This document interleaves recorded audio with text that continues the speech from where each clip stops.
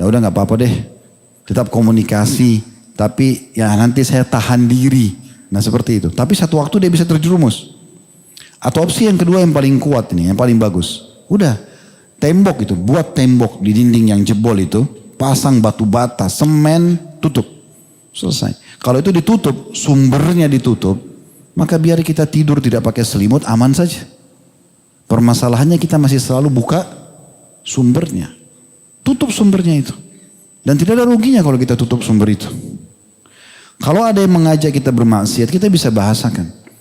Kalau Allah subhanahu wa ta'ala mudahkan, lebih baik kita lakukan nanti pada saat sudah halal. Ya kan? Kita menikah misalnya. Ajak saja seperti poin itu. Daripada harus melakukan dalam hal yang haram. Gitu kan? Atau kalau kita tahu diri kita tidak bisa menahan, kita tutup saja. Diblokir misalnya. Udah tidak ada komunikasi. Maka itu insya Allah akan jauh lebih aman. Ya. Ini poinnya. Pertanyaan berikutnya Ustaz. Dari seorang akhwat ibu rumah tangga. Ustaz, apa yang harus saya lakukan karena suami saya sudah tidak mencintai saya lagi atas banyaknya kesalahan yang saya lakukan. Bagaimana saya harus bersikap, mohon nasihatnya Ustaz. Yang pertama taubat kepada Allah SWT dulu. Karena memang sumber masalah kita itu adalah dosa. Kan gitu. Bahasa tadi ibu ini banyak kesalahan berarti dia banyak melakukan perbuatan dosa gitu kan. Itu yang saya tangkap. Maka bersihkan dulu dosa itu. Kalau kita sudah perbaikin dengan Allah subhanahu wa ta'ala sebesar apapun dosa itu. Kita sudah taubat nasuha. Betul-betul menyesali dan janji sama Allah tidak akan mengulanginya. Kita akan aman nanti. Allah akan punya cara memperbaiki hubungan kita dengan makhluk di sekitar kita. Termasuk sama suami, termasuk sama istri. Bersihkan dulu. Jadi kalau teman-teman menghadapi masalah sama siapapun, mau pasangan hidup, mau anak, mau teman-teman lingkungan kita, maka yang paling pertama introspeksi diri hubungan kita sama Sang Pencipta Allah. Kalau hubungan kita sama Allah itu tidak baik, maka pasti ini jadi kacau semuanya. Kita coba perbaiki bagaimanapun tidak akan ada gunanya. Tapi kalau kita langsung kembali ke sumber ini, ya Allah maafkanlah hamba-Mu ini karena buat salah. Aku bertobat kepadamu ya Allah, maafkanlah, bersihkanlah, mudahkanlah. Ya, aku bisa beramal saleh setelahnya misalnya. Kita bertobat nasuha, insya Allah itu akan menjadi pintu utama terbukanya pintu kebaikan. Itu yang pertama. Coba terapkan ini dan lihat hasilnya beberapa hari ke depan. Mulai malam ini sebenarnya ini saya harapkan taubat nasuha kepada Allah subhanahu wa ta'ala. Mau disempurnakan dengan wudu, sholat taubat juga bagus.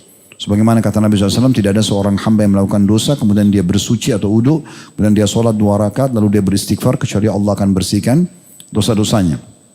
Juga dalam hadis yang lain, siapa yang membaca astaghfirullahaladzim, alladzi la ilaha illa huwal hayyul qayyum wa atubu ilaih, ada sifat Allah al-hayyul qayyum, maka akan diampuni dosanya walaupun sebanyak buih di lautan. Ini kan? Jadi ini termasuk zikir yang luar biasa gitu ya. Kalau nggak salah dari riwayat lain akan diampuni dosanya walaupun dia lari dari medan perang. Maka kita baca perbanyak ini. Kemudian yang kedua, dengan tulus dari hati, datang dan minta keridhaan suami. Datang, ngobrol baik-baik, pegang tangannya, sampaikan penyesalan saya benar-benar salah. Saya melakukan perbuatan ini. Izinkan saya untuk menjadi istri soleha. Saya berjanji dengan Allah, saya berjanji juga dengan di hadapan kamu sekarang saya akan berubah. Tolong bantu dan berikan kesempatan kepada saya. Insya Allah dengan tulus kita berdoa dan kita coba minta keridhaan dia. Maka sudah memperbaiki hubungan sama Allah. Kita niat memperbaiki hubungan sama orang yang sedang kita punya masalah atau memiliki masalah dengannya. Maka insya Allah akan baik.